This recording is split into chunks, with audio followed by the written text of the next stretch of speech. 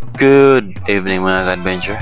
At dito naman tayo ay makapag-night tayo ngayong gabi na ito mga ka-adventure. Kasama natin dyan ating mga master at ready to prepare para sa pag-night dive natin dito ngayong gabi na ito.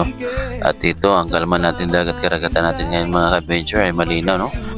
At unang dive natin dito mga ka-adventure ay itong isda yung sinisid natin, yung unang napana natin dito mga ka-adventure. At ito na nga, sumisid tayo dito para maghanap ng isda na mapapana dito. At ito na nga yung nakita natin. At yun, sapol, natira natin sa party ng ngita ng katawan na ito mga ka-adventure.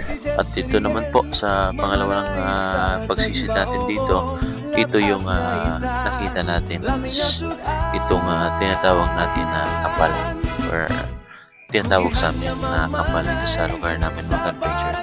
Madalas talaga ako makita ng ganitong isda mga adventure. At itong isda na ito ay napakasarap ito sa paksyo, prito at saka sabaw po. At dito mga adventure, yung kasama ko dito ay nakapana pala ng malaking pugita dito mga adventure.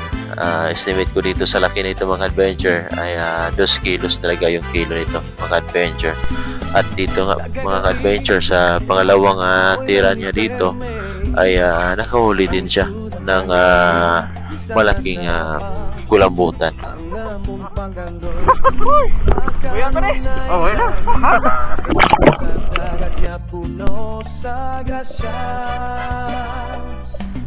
Magtinapulan kay walay painan ang pagkatapulan dili magdalaw kalipay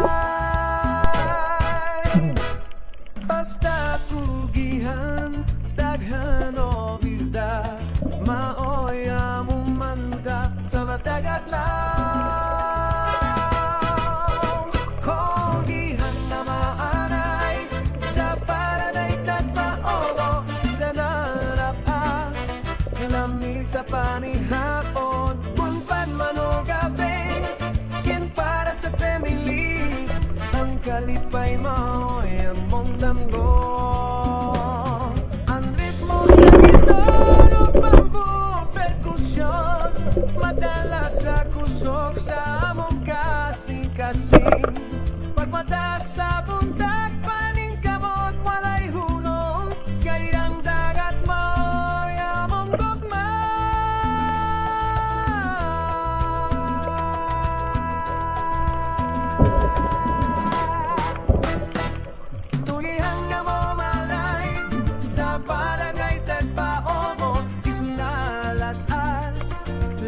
sa panihapon untag man o gabi kin para sa family ang kalipay maoy among gamdo